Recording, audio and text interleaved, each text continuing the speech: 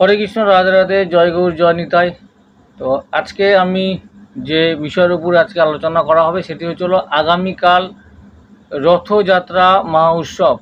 তো এটি গোটা ভারতবর্ষ তো অবশ্যই বিভিন্ন প্রান্তে কোনায় কোনায় জেলায় জেলায় অনুষ্ঠিত হতে চলছে।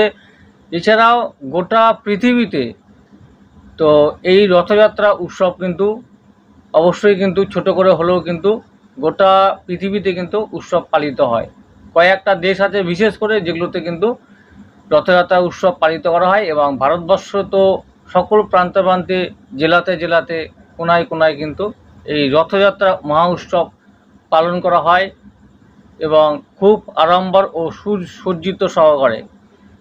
শ্রী শ্রী জগন্নাথ দেবের যেহেতু রথযাত্রা উৎসব, অর্থাৎ শ্রী শ্রী জগন্নাথ দেব, বলরাম দেব ও সুভদ্রা, তো এই তিনখানি রথ যে আমাদের যে উড়িষ্যায়, ভারতবর্ষের যে উড়িষ্যা, অর্থাৎ সেখানে যে পুরী আছে মহাধাম তীর্থস্থান, যেটি আর কি মহাধাম পুরী ধাম, তো সেইখানে কিন্তু তিনখানি রথ বের করা হয়। এছাড়াও অনেক অনেক জেলাতে তিনটি করে রথ বের করা হয় আলাদা আলাদাভাবে।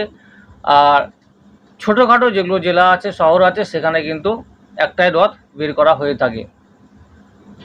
রথযাত্রা একটা বিশেষ দিন, তো অবশ্যই এই দিনটি আপনারা সকলে মিলে আনন্দ সহকারে শ্রী শ্রী জগন্নাথ দেব, বলরাম দেব এবং সুভদ্রা দেবীর পূজা অবশ্যই করবেন, এবং সকালবেলা উঠে স্নান করে শুদ্ধ বস্ত্র পরিধান করে আপনারা কিন্তু এই পুষ্পাঞ্জলি দিয়ে, আর বিশেষ করে শ্রী শ্রী জগন্নাথ দেব ও বলরাম দেবকে তুলসী পাতা নিবেদন করবেন, তুলসীপত্র।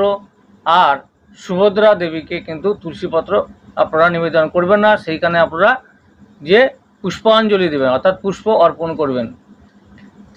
আর এইভাবে আপনারা ঘরে ভালোভাবে পুজো অর্চনা করবেন, ফল ফলান্তি বিভিন্ন রকমের মিষ্টান্ন ভোগ দিয়ে আপনারা কিন্তু নিষ্ঠা সহকারে পুজো করে ব্রত রাখতে পারেন। আর বিশেষ করে এই দিনটিতে আমি বলবো যে যেখানে যেখানে আপনাদের আশেপাশে বাড়ির এই রথযাত্রা উৎসব পালন হচ্ছে, যেখানে থেকে রথ বের করা হবে, সেই যে রথের যে রশি সেটি কিন্তু আপনাদেরকে অবশ্যই ধরে যতটা পারবেন আপনারা কিন্তু এগিয়ে নিয়ে যাবেন সেই প্রভুর রথের দড়ি টেনে। তো এই প্রভুর রথের দড়ি যদি আপনারা টেনে যতটা পর্যন্ত পারবেন, অর্থাৎ 1 স্টেপ হোক বা 2টো পা হোক বা 3 স্টেপ হোক, 10 স্টেপ হোক বা 20, 50, যতটা পর্যন্ত আপনারা যেতে পারবেন আপনারা যাবেন। কারণ এই যে জড়জগতে আমরা এখানে মানব দেহ ধারণ করে যে আমরা জন্মিয়েছি এই কলিযুগে, তো এই মানব দেহ নিয়ে কিন্তু আর এইখানে আসতে হবে না, অর্থাৎ একেবারেই মুক্তি। তো এই যে যারা রথের দড়ি যারা আপনারা যে টেনে নিয়ে প্রভুকে জগন্নাথ দেবকে এগিয়ে নিয়ে যাবেন, এবং সুভদ্রা দেবীর রথের যে দড়ি এবং বলরাম যে দেব আছে তার যে রথের দড়ি টেনে আপনারা এগিয়ে নিয়ে যাবেন, তার জন্য কিন্তু আর পৃথিবীতে মর্ত্যলোকে আপনাদের কিন্তু পুনর্জন্ম হবে না। এটি কিন্তু অবশ্যই করবেন যেখানে যার বাড়ির আশেপাশে আছে, এবং আপনারা কিন্তু এই দড়ি স্পর্শ করে টেনে নিয়ে যাবেন। কারণ এই রথযাত্রার দিন জগন্নাথ দেব একমাত্র ভক্তদের দেখার উদ্দেশ্যে কিন্তু রথে সেই রাজপথে কিন্তু বেরিয়ে পড়ে নিজেই স্বয়ং। তো সারা বছর তো সেই গর্ভগৃহেই থাকে, শুধুমাত্র এই যে রথের দিন, এই রথের দিন করে কিন্তু ভগবান ভক্তদের দেখার জন্য কিন্তু পথে বেরিয়ে পড়ে। তাই তো ভক্ত বৎসল, ভগবান হচ্ছে ভক্ত বৎসল। তো ভক্তের জন্যই কিন্তু ভগবান স্বয়ং নিজেই কিন্তু পথে বেরিয়ে পড়েন সকলকে দেখার জন্য, এবং যে রাস্তা দিয়ে যে পথ দিয়ে তার রথ যাবে এবং তার দৃষ্টিতে যা যা যে সমস্ত জায়গা যে যে মানুষজন ভক্তরা আছেন সবার দিকে কিন্তু দৃষ্টি থাকবে, দেখতে দেখতে যাবে।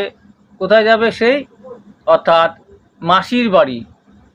তো সেই গুন্ডিচা মাসি, অর্থাৎ যে মাসির বাড়িতে যাবে সেইখানে কিন্তু থাকবে, এবং সেখানে খাওয়া দাওয়া করে বিশ্রাম করে আবার কিন্তু সেই আবার অর্থাৎ যে 31-এ অর্থাৎ 31শে আষাঢ় সেই কিন্তু আবার উল্টো রথ যেটাকে বলা হয় সেটা কিন্তু সেদিন কিন্তু যে আবার ব্যাক করে তার স্থানে আবার চলে আসবে।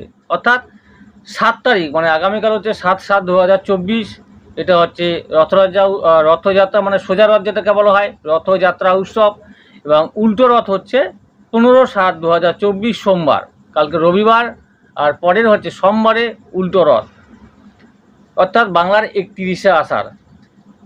তো রথের যে কতটা, অর্থাৎ পুরী জগন্নাথ মন্দিরের যে রথের যে উচ্চতা কতটা, সেটা আপনাদের সামনে একটু আমি বলে আগে তুলে ধরি, সেটা আপনারা জেনে নিন, কারণ অনেকে জানেন না যে রথের উচ্চতা কতটা, কোন রথের কত উচ্চতা আছে এবং কতগুলো কাষ্ঠ দিয়ে তৈরি করা হয়। রথের এক কথায় পরিমাপ। তো এইখানে জগন্নাথ দেবের যে রথের উচ্চতা সেটা কিন্তু 44 পয়েন্ট, অর্থাৎ 44 ফুট 2 ইঞ্চি, মানে এখানে রথের যে উচ্চতা মানে লম্বা যেটা আর কি হাইট, তো সেটা হচ্ছে 44.2 ফুট জগন্নাথ দেবের রথের উচ্চতা। আর বলরাম দেবের রথের উচ্চতার পরিমাপ হচ্ছে 43 ফুট 3 ইঞ্চি। বলরাম দেবের রথের উচ্চতা 43 ফুট 3 ইঞ্চি এবং সুভদ্রা দেবীর রথের উচ্চতা 42 ফুট 3 ইঞ্চি। 42 ফুট 3 ইঞ্চি সুভদ্রা দেবীর রথের উচ্চতা। জগন্নাথ দেবের যে রথ যেটি তৈরি করা অর্থাৎ নির্মাণ করা হয়, সেটিতে কতগুলো কাষ্ঠ দিয়ে তৈরি করা হয় শুনে নিন। এখানে 832 খানা কাঠের টুকরো দিয়ে কিন্তু জগন্নাথ দেবের রথ তৈরি করা হয়। 832 খানা, 832টি কাঠের টুকরো দিয়ে জগন্নাথ দেবের রথ তৈরি করা হয়।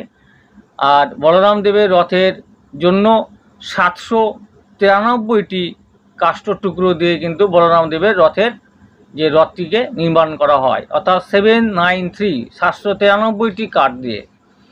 আর সুভদ্রা দেবীর কতগুলো কাঠ লাগে এখানে? 663টি, অর্থাৎ 663 খানি কাঠের টুকরো দিয়ে সুভদ্রা দেবীর কিন্তু রথ নির্মাণ করা হয়।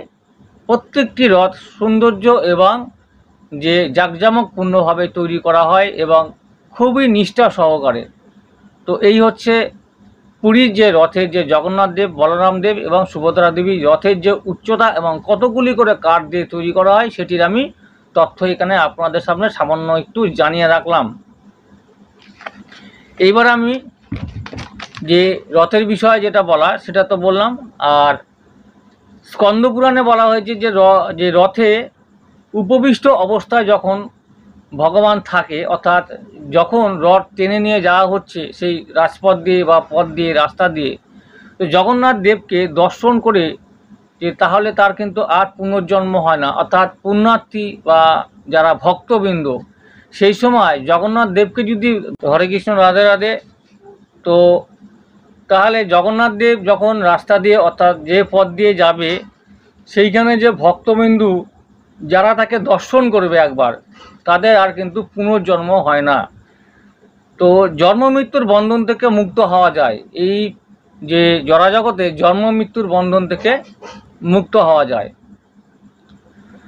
রথযাত্রার সকল ভক্তকে রথে উপবিষ্ট জগন্নাথ দেব যখন তার মাসির বাড়িতে যান, চারিদিকে কিন্তু দর্শন করতে করতে যান এবং যেদিকে ভগবান তাকায় সেদিকে কিন্তু পুণ্যক্ষেত্র হয়ে যায়। অর্থাৎ যখন রাস্তা দিয়ে পথ দিয়ে জগন্নাথ দেব যাবে রথ নিয়ে, সেই সময় জগন্নাথ দেব যেদিকে তাকাবে সেইগুলো কিন্তু স্থানগুলো পুণ্যক্ষেত্র হয়ে যায়। আর সনাতনী হিন্দুরা অবশ্যই রথের দড়ি তো টানবেই, ভগবানের পূজা অর্চনা অবশ্যই আপনারা করবেন। আর সবচেয়ে বড় ব্যাপার, চণ্ডালের মতো যদি কেউ রথযাত্রার দিন এই ভগবানের যে রশি অর্থাৎ রথের যে দড়ি স্পর্শ করেন বা টেনে নিয়ে যান, ভগবানকে দর্শন করেন, তাহলে কিন্তু যে তার আর কিন্তু পুনর্জন্ম হয় না। চণ্ডালের মতো যদি কেউ এই কাজ করে, অর্থাৎ রথযাত্রার দিন যে রথ গমনের সময় দর্শন করে, পদযাত্রা করে, ভগবানকে রথভূপিষ্ঠ অবস্থায় টেনে নিয়ে যান, সেও কিন্তু যে মহাপাপ থেকে মুক্ত হয়ে যায়। তো তাই বলা হয়েছে এখানে যে ব্রহ্মাহ তহ গোহ তহ ভ্রু নৈ তাহ সুরাপান গুরু দারোগ মন বেদ নিন্দুক সর্বপাপে পাপী ব্যক্তি। তো সমস্ত পাপ থেকে কিন্তু পাপী ব্যক্তি যদি কিন্তু সেই দর্শন করে সেই অবস্থায় জগন্নাথ দেবকে, সেও কিন্তু সর্বপাপ থেকে মুক্ত হয়ে যায় এবং রথের যদি দড়ি টেনে ভগবানকে এগিয়ে নিয়ে আসে রাস্তা দিয়ে, তাহলে কিন্তু তার তো আর কোনো কথা নেই। সর্বপাপ থেকে মুক্ত এবং পুনর্জন্ম কিন্তু আর হয় না। তো তাই বলা হচ্ছে ভগবান তো ভক্তবৎসল, তো ভক্তকে সদা সর্বদা কৃপা করেন ভগবান। তো রথে উপবিষ্ট অবস্থায় ভগবানকে রথের দড়ি টেনে যতটা সম্ভব আপনারা কিন্তু নিয়ে যাওয়ার চেষ্টা করবেন। যতটা সম্ভব আপনারা কিন্তু ভগবানকে সামনের দিকে রথে যখন যাবে সেই সময় কিন্তু টেনে নিয়ে যাওয়ার চেষ্টা করবেন। তাই এতে যত রকমের শাস্ত্র আছে, শাস্ত্রের যে যজ্ঞ আছে, তো তার কিন্তু ফলাফল কিন্তু ফল লাভ পাওয়া যায়। অর্থাৎ শাস্ত্রে যত রকম যজ্ঞ আছে, যজ্ঞর যে ফলটা পাওয়া যায় যজ্ঞগুলো করলে, তার ফল কিন্তু এই রথযাত্রার দিন জগন্নাথ দেবের যে রশি টেনে যদি আপনারা এগিয়ে নিয়ে যান যতটা পারবেন সম্ভব, সেই যত রকমের যজ্ঞ আছে সেই যজ্ঞের কিন্তু ফলাফলগুলো এই দিনটা কিন্তু আপনারা কিন্তু অর্জন করতে পারবেন একমাত্র এই কাজটি করে। অর্থাৎ জগন্নাথ দেবের যে রথের দড়ি টেনে তাকে নিয়ে যেতে হবে পথ পরিক্রমায়, অর্থাৎ পদযাত্রা করে যখন আপনারা নিয়ে যাবেন ভগবানকে, তো এই হচ্ছে একটা সুবর্ণ সুযোগ। কারণ ভাগ্যের চক্র যেমন চাকা ঘোরে, রথের চাকা যেরকম ঘোরে সেরকম কিন্তু ভাগ্যের চাকাও কিন্তু এভাবে ঘুরতে থাকবে। সেই জগন্নাথ দেব যে চাকা ঘুরছে, মানুষের যে জীবনের যে চাকা, ভাগ্যের চাকা, সেটা কিন্তু এভাবেই ঘুরবে। সেই জন্য এই দিনটিতে বিশেষ করে বলবো আমি, আপনারা কিন্তু কেউ মিস করবেন না। অর্থাৎ সকলে মিলে, সপরিবারে মিলে আপনারা কিন্তু জগন্নাথ দেবকে দর্শন করতে যাবেন। সে যেখানেই হোক, আপনাদের আশেপাশে হোক বা বড় জায়গাতে হোক বা পুরীতে হোক, যেখানে খুশি আপনারা, বাড়ির পাড়াতে হোক বা শহরে হোক, অবশ্যই এই দিনটিতে আপনারা কিন্তু জগন্নাথ দেবের রশি টেনে প্রভুকে কিন্তু এগিয়ে নিয়ে যাবেন মহা আনন্দে, এবং কীর্তন করতে করতে তো পারলে খুবই ভালো হয়। তো হরে কৃষ্ণ, রাধে রাধে। তো রথযাত্রার দিন কী করবেন, সকাল সকাল স্নান করে ভগবান জগন্নাথ দেব, বলরাম ও সুভদ্রা দেবীকে আপনারা পুজো করবেন যথেষ্ট পরিমাণে ফল এবং যে মিষ্টান্ন দিয়ে। আর তো আগে বলছি আমি, তুলসীপত্র নিবেদন করবেন, শুধুমাত্র সুভদ্রা দেবীকে পুষ্প অর্পণ করবেন, তাহলেই হবে। আর যতটা বেশি সম্ভব এই দিনটিতে আপনারা নাম করবেন, হরে কীর্তন, নাম সংকীর্তন করবেন। এবং যদি কোথাও আশেপাশে আপনাদের যে পাড়াতে হোক বা লোকালিটির আশেপাশে হোক, সাপ্তাহিক যে গীতা পাঠগুলো অনুষ্ঠান করা হয় সেখানে অংশগ্রহণ করলে খুবই ভালো হয়। ভাগবত পাঠ সেখানে অংশগ্রহণ করলে খুবই ভালো হয়। এই দিনটিতে আপনারা কিন্তু অবশ্যই কাজগুলো করবেন। আর এই দিনটিতে ভগবানের কাছে প্রার্থনা করবেন যে এই জড়জগতে ভগবান যেন সদা সর্বদা যে এই আমরা জগন্নাথ দেবের, অর্থাৎ আমি যেন জগন্নাথ দেবের সেবা করতে পারি বা সেবায় যেন লাগতে পারি আর কি। তো এই হচ্ছে রথযাত্রার যে বৃত্তান্ত ইতি। তো এই হচ্ছে বিষয় বলা ছিল রথযাত্রার দিন, অর্থাৎ আগামীকাল আপনারা কিন্তু সকলে মিলে এখানে অংশগ্রহণ করতে ভুলবেন না। সকাল সকাল চলে যাবেন, কোথাও 2টোর সময় রথ বেরোবে, কোথাও 1টার সময় বেরোবে, কোথাও 3টের সময় বের করবে, কোথাও আবার 4টের সময় বের করবে। টাইম শিডিউল আপনারা দেখে নেবেন, যেখানে সম্ভব আপনারা তাড়াতাড়ি করে চলে গিয়ে এই প্রভুকে কিন্তু আপনারা দর্শন করে এবং তাকে ফল অর্পণ করে, ফল বা কলা বা যে চিনি অর্থাৎ বাতাসা যে দেওয়া হয় ভগবানকে, বা ফল অনেকে দেওয়া হয়, সেটা কিন্তু ছুঁড়ে মারবেন না, ভগবানের দিকে উদ্দেশ্য করে যে রথের উপরে যারা হচ্ছে প্রভুরা অর্থাৎ ভক্তরা যারা থাকবে তাদের হাতে কিন্তু তুলে দিবেন, ছুঁড়ে কখনো মারবেন না। অর্থাৎ প্রভুর দিকে কখনো ছুঁড়ে মারতে নেই। তো হাতে হাতে দিবেন, হাতে হাতে ওরা প্রসাদ আপনাদেরকে যে নিবেদন করে দিয়ে দিবে। তো এইভাবে দিনটি কাজে লাগান। আর সবচেয়ে বড় ব্যাপার যে আমাদের এই দিনটিতে সকলকেই পূজা অর্চনার সঙ্গে সঙ্গে নাম সংকীর্তন নিয়ে থাকতে হবে সারাদিন। হরিনাম জপ করো, হরে কৃষ্ণ মহামন্ত্র, অর্থাৎ হরে কৃষ্ণ কৃষ্ণ কৃষ্ণ হরে হরে, হরে রাম রাম রাম হরে হরে। তো এই কলিযুগে কিন্তু হরিনাম ছাড়া কোনো গতি নেই। তাই বলা হয়েছে যে হরের নাম হরের নামৈব কেবলম কৌলো নাস্তব গতি অন্যথা। যে এই কলিযুগে যে মহামন্ত্র একমাত্র হরে কৃষ্ণ, অর্থাৎ রাধারানীর কৃপা তো অবশ্যই আমাদের থাকতে হবে। তার সঙ্গে সঙ্গে এই যে শ্রীকৃষ্ণ বাসুদেব, তার কৃপা ছাড়া কিন্তু আমরা এই দুনিয়ায় চলতে পারবো না বা থাকতে পারবো না। সেই জন্য অবশ্যই ওই মহামন্ত্র আপনাদের জপ করতে হবে। এবং এই কলিযুগে একমাত্র হরিনামই হচ্ছে সর্বশেষ মহামন্ত্র, যার পরে আর কোনো কিছু হয় না। তো এই হচ্ছে রথের দিনটিতে যা যা করবেন বলা হলো। আর বিশেষ করে জগন্নাথ যে দেবের যে ধাম অর্থাৎ পুরী ধাম, সেই বিষয়ে কিছু তথ্য আমি আপনাদের সামনে বলে দিচ্ছি। তো ইতিহাস সামান্য একটু আপনাদের সামনে বলে দিচ্ছি আমি জগন্নাথ পুরীর বিষয়ে। তো মন্দিরটি যে উড়িষ্যা অর্থাৎ পুরীর যে মন্দিরটি সেটি হচ্ছে পূর্বগঙ্গা অর্থাৎ রাজবংশের তৃতীয় যে ত্রিকলিঙ্গ রাজা অনন্ত বর্মন চোদাগঙ্গা 12 শতকে নির্মাণ করেছিলেন, যা তার বংশধর নরসিংহদেব যে দ্বিতীয়ের কেন্দুপাটনা তাম্র ফলকের শিলালিপি দ্বারাই প্রস্তাবিত। অর্থাৎ যে সেটি কি পূর্বগঙ্গা রাজবংশের তৃতীয় ত্রিকলিঙ্গ রাজা অনন্ত বর্মন চোদাগঙ্গা 12 শতকে নির্মাণ করেছিলেন সেই মন্দির আর কি, পুরীর জগন্নাথ দেবের মন্দির। আর 1112 খ্রিস্টাব্দে উৎকল অঞ্চল যেখানে মন্দিরটি অবস্থিত জয় করার পরে তিনি বৈষ্ণব হয়েছিলেন।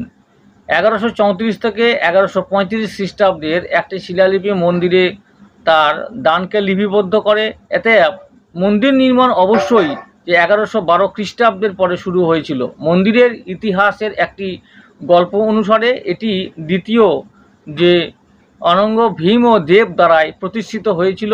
বিভিন্ন ইতিহাসে বিভিন্নভাবে 1196, 1197, 1205, 1216 বা 1226 হিসাবে নির্মাণের বছর উল্লেখ করা হয়েছে। বিভিন্ন ইতিহাসে বিভিন্নভাবে এই সালগুলো দেওয়া হয়েছে, সঠিক সিদ্ধান্ত বা বৃত্তান্ত এতে দেওয়া হয়নি। কেউ বলেছে এখানে 1196, কেউ বলেছে 1197, 1205, 1216, আবার 1226ও বলা হয়েছে, তো উল্লেখ করা হয়েছে এখানে। এটি থেকে বোঝা যায় যে মন্দিরের নির্মাণ সম্পন্ন হয়েছিল বা মন্দিরটি সংস্কার করা হয়েছিল যে অনন্ত বর্মনের যে পুত্র যে অনঙ্গ ভীমার রাজত্বকালে। পূর্বগঙ্গা রাজবংশ এবং সূর্যবংশী গজপতি রাজবংশ সহ পরবর্তী রাজাদের যে শাসনামলে মন্দির যে কমপ্লেক্সটি আরও বিকশিত হয়েছিল। তো পুরীর জগন্নাথ দেবের মন্দির বিষয় তথ্য কিছু আমি প্রতিগতভাবে আপনাদের সামনে শেয়ার করছি। আর যে আকবরের সভাসদ যে টোডরমলের ছেলে কল্যাণমল যে ওড়িশার সুবেদার হয়ে এসে পুরীর যে অর্থাৎ জগন্নাথ দেবের যে মন্দির হামলা চালান। আক্রমণের খবর আগেই পেয়ে মূর্তিগুলি চিল্কা হ্রদের যে মহিষানিতে সরিয়ে দিয়ে যাওয়া হয় এবং যে এখানে বলা হয়েছে যে 617 যে আবার জগন্নাথ মন্দির যে মন্দিরে হামলা চালানো হয়। আর তবে আমার আগেই এই 3টি মূর্তি, তবে কি যে তার আগে আবার এই 3টি মূর্তি চিল্কা হ্রদের যে গুরুবাইগড়ে সরিয়ে ফেলা হয়েছিল। 1621 এবং 1622 এর 2 বছর বন্ধ থাকে রথযাত্রা। যে মুসলিম সুবেদার আহমেদ ও বেগ যে মন্দিরে হামলা যে করায় জগন্নাথ বলরাম ও সুভদ্রার মূর্তি যে বানাপুরের আন্ধা রিয়াগড়ে সরিয়ে ফেলা হয়। 1692 সালে মুঘল সম্রাট অরঙ্গজেবের মন্দিরটি বন্ধ করার নির্দেশ দেন যতক্ষণ না তিনি এটি যে পুনরায় খুলতে চান, অন্যথায় এটি ভেঙে ফেলা হবে। স্থানীয় মুঘল যে কর্মকর্তারা যারা কাজটি সম্পাদন করতে এসেছিলেন তাদের স্থানীয়দের দ্বারাই অনুরোধ করা হয়েছিল এবং মন্দিরটি কেবল বন্ধ করে দেওয়া হয়েছিল। ওড়িশার মুঘল যে কমান্ডার যে একরাম খান মন্দিরে হামলা পরিকল্পনা করেন। হামলার খবর আগে থেকে পেয়ে পুরোহিতেরা যে খুরেদার বিমলা মন্দিরে লুকিয়ে রাখেন। সেখান থেকে মূর্তিগুলি চিল্কা হ্রদের কাছে যে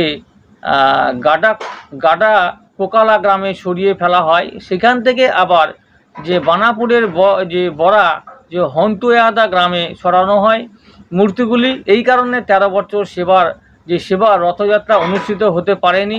1707 সালে অরঙ্গজেবের মৃত্যুর পর এটি পুনরায় চালু করা হয়। 1731 সালে যে মুসুলিপট্টনের নবাব মোহাম্মদ তাকি খান যে মন্দিরে হামলা চালান। যে চিল্কা হ্রদের যে কঙ্কনা শিকারি যে কুড়ায় সেবা লুকিয়ে রাখা হয় মূর্তিগুলি, সেখান থেকে মূর্তিগুলি নিয়ে যাওয়া হয় যে খুরদার হরিশ্বর মণ্ডপে। সেখান থেকে আবার যে গঞ্জাম জেলার চিকিলি গ্রামে নিয়ে যাওয়া হয় মূর্তিগুলি। সেই বছরও অনুষ্ঠিত হয়নি পুরীর রথযাত্রা। তো মন্দিরটি কী দিয়ে তৈরি? পুরীর এই জগন্নাথ দেবের মন্দিরটি হচ্ছে বেলে পাথরের তৈরি। বেলে পাথরের তৈরি 1161 খ্রিস্টাব্দ নাগাদ পুরীর জগন্নাথ মন্দির প্রতিষ্ঠা করা হয়। যে এই নিয়ে ঐতিহাসিকদের বিস্তর দ্বন্দ্ব আছে। মন্দিরের 4টি দ্বার, উত্তর দ্বার, দক্ষিণ দ্বার, পূর্ব দ্বার এবং পশ্চিম দ্বার। উত্তর দিকে দরজাটি হস্তিদ্বার অর্থাৎ হাতি, দক্ষিণ দিকের দরজা অশ্বদ্বার অর্থাৎ ঘোড়া, পূর্ব দিকের দরজা সিংহদ্বার, সিংহ পূর্ব দিকে, এবং পশ্চিম দিকের দরজা আছে ব্যাঘ্রদ্বার মানে বাঘের মুখ দিয়ে অর্থাৎ বাঘের যে মূর্তিগুলো সেটা তো তৈরি করা আছে দরজাগুলো, 4টি দ্বার। তো রত্ন ভাণ্ডার বলতে গেলে এখানে পুরীর জগন্নাথ দেবের মন্দিরে প্রচুর রত্ন আছে। এখনো পর্যন্ত যে গর্ভগৃহগুলো আছে সেগুলো এখনো দুইখানাকে তিনখানি এখনো খুলতেই পারেনি। যে বাকিগুলো যেগুলো খোলা হয়েছিল প্রচুর মণি রত্ন এবং যে অর্থাৎ যে হীরা বা স্বর্ণরূপ প্রচুর পরিমাণে অলংকার পাওয়া গেছে এখানে, যেটা বলা আছে, কিন্তু বাকিগুলো কিন্তু খুলতে পারেনি এখনো পর্যন্ত। এবং যে কয়টি মন্দিরের গোপন কক্ষে 7খানি ঘর আছে, সেই ঘরগুলি হলো রত্ন ভাণ্ডার, এবং 34 বছর আগে মাত্র 3টি ঘরের তালা খুলতে সক্ষম হয়েছিল। এই যে বললাম দেখুন না পড়ে যে 34 বছর আগে 3টি ঘরের গাড়া 7টির মধ্যে অর্থাৎ 7খানা ঘরের মধ্যে মাত্র 3খানি ঘরের তালা খুলেছিল যে কর্মকর্তারা। বাকি ঘরগুলিতে কি আছে তা আজও রহস্যই রয়ে গেছে। তার মানে বাকি ঘরগুলির মধ্যে কি আছে তা কেউ জানে না, রহস্য রয়ে গেছে। শ্রী জগন্নাথ দেবের যে ব্রহ্মবস্তুর মতোই যে রত্ন ভাণ্ডারের রহস্য অধরায় রয়ে গিয়েছে। যে কক্ষগুলি খোলা সম্ভব হয়েছিল সেখান থেকে উদ্ধার হয় 180 রকমের মণিমুক্ত খচিত স্বর্ণ অলঙ্কার, যার মধ্যে আছে মুক্তা প্রবালের মতো অত্যন্ত দামি পাথর, এছাড়া 146 রকমের রৌপ্য অলঙ্কার, রূপার অলঙ্কার। তবে এসবই যে ভিতর রত্ন ভাণ্ডার এর কথা, ভিতর যে বাহর রত্ন ভাণ্ডার এর চিত্র যে কিছুটা অন্যরকম। পুরী শ্রী জগন্নাথ মন্দির আইন 1952 অনুযায়ী রেকর্ড জানার অধিকারে 1978 সালে তালিকা তৈরি করা হয়। সেই তালিকা অনুযায়ী বাহার ভাণ্ডারে 150 রকমের স্বর্ণ অলঙ্কার আছে, যার মধ্যে 3টি স্বর্ণ হার আছে, অর্থাৎ স্বর্ণের সোনার যে হার সেটি 3খানি আছে, এবং যার এক একটির ওজন প্রায় 1.5 কেজি করে। শ্রী জগন্নাথ এবং বলভদ্রের যে স্বর্ণ অলঙ্কার আছে, এবং শ্রীভুজ ও শ্রী পায়রের ওজন যথাক্রমে 9.5 কেজি এবং 8.5 কেজি। জগন্নাথ, বলভদ্র এবং সুভদ্রার স্বর্ণ মুকুটের ওজন 7 কেজি, 5 কেজি এবং 3 কেজি করে। সোনার যে মুকুট 3জনের, তো শ্রী জগন্নাথ দেবের 7 কেজি, কয় কেজি করে বলা হয়েছে এখানে দেখুন, জগন্নাথ দেবের 7 কেজি এবং বলভদ্রের 5 কেজি এবং সুভদ্রার দেখুন 3 কেজি। তো 1978 সালে 13 থেকে 23-এর মধ্যে তো পুরী মন্দির প্রশাসনের যে তৈরি হিসাবে অনুযায়ী মণিমুক্ত খচিত 120 কেজি 831 গ্রাম স্বর্ণ অলঙ্কার, 220 কেজি 153 গ্রাম স্বর্ণ অলঙ্কার, রূপোর বাসনপত্র সহ বিভিন্ন দামি বস্তু ও রত্ন ভাণ্ডার পাওয়া গিয়েছে। প্রতি বিজয়া দশমী, কার্তিক পূর্ণিমা, পৌষ পূর্ণিমা এবং মাঘী পূর্ণিমার দিন শ্রীক্ষেত্রে ভক্তদের সামনে রাজবেশে দর্শন দেন মহাপ্রভু। তো এই হচ্ছে যে পুরীর যে মন্দির তার হচ্ছে এটা বিস্তারিত আপনাদের সামনে আমি আলোচনা করলাম। সামান্য বিষয় আরও আছে জানা, তো যাই হোক এটি আমি আজকে আপনাদের সামনে দিলাম যে আগামীকাল যেহেতু রথযাত্রা মহোৎসব ধুমধাম করে পালিত হবে, আপনারাও কিন্তু অংশগ্রহণ করবেন। আর পূজার নিয়মবিধি এবং ভাগ্যের চাকা অর্থাৎ জগন্নাথ দেবের চাকার সঙ্গে সঙ্গে ভাগ্যের চাকাও কিন্তু সবার খুলবে। কী হবে সেটির একমাত্র রাস্তা হচ্ছে শ্রী জগন্নাথ দেব যখন পথে যখন রাজপথে যখন বেরোবে ভক্তবৎসল অর্থাৎ ভক্তদের পরিদর্শন করতে, সেই সময় কিন্তু সেই রথের যে দড়ি বা রশি সেটি টেনে নিয়ে কিন্তু অবশ্যই শ্রী ভগবানকে কিন্তু সামনের দিকে আপনাদের কিন্তু এগিয়ে নিয়ে আসতে হবে যতটা পারবেন দূরে। তো এইভাবে কিন্তু সবার ভাগ্য কিন্তু খুলবে এবং শ্রী জগন্নাথ দেবের সবাই কিন্তু কৃপা লাভ করতে পারবেন। হরে কৃষ্ণ, রাধা রাধে, জয় জগন্নাথ, জয় বলরাম, জয় সুভদ্রা। হরে কৃষ্ণ, রাধা রাধে, জয় গুরু, জয় নিতাই। সকলে ভালো থাকুন আর এইভাবে আমার চ্যানেলটিকে অবশ্যই ফলো করতে থাকুন। আর বিভিন্ন ভক্তিমূলক অনুষ্ঠানগুলো পাওয়ার জন্য আপনারা কিন্তু এইভাবে আমাকে সাপোর্ট করুন এবং অপেক্ষা থাকুন। জয় গুরু, জয় নিতাই, রাধা রাধে, হরে কৃষ্ণ। সকলে ভালো থাকুন, সুস্থ থাকুন। আজকের জন্য এখানে আমি যে সমাপ্ত করছি, অর্থাৎ যে টপিকটা ছিল আমাদের জগন্নাথ দেবের রথযাত্রা বিষয়ে, সেটি আমি এখানে সমাপ্ত করলাম। আগামী যে বিষয়বস্তুগুলো নিয়ে আসবো, তথ্যগুলো, সেগুলো পাবার অপেক্ষা থাকো। হরে কৃষ্ণ, রাধে রাধে, জয় শ্রী রাধে।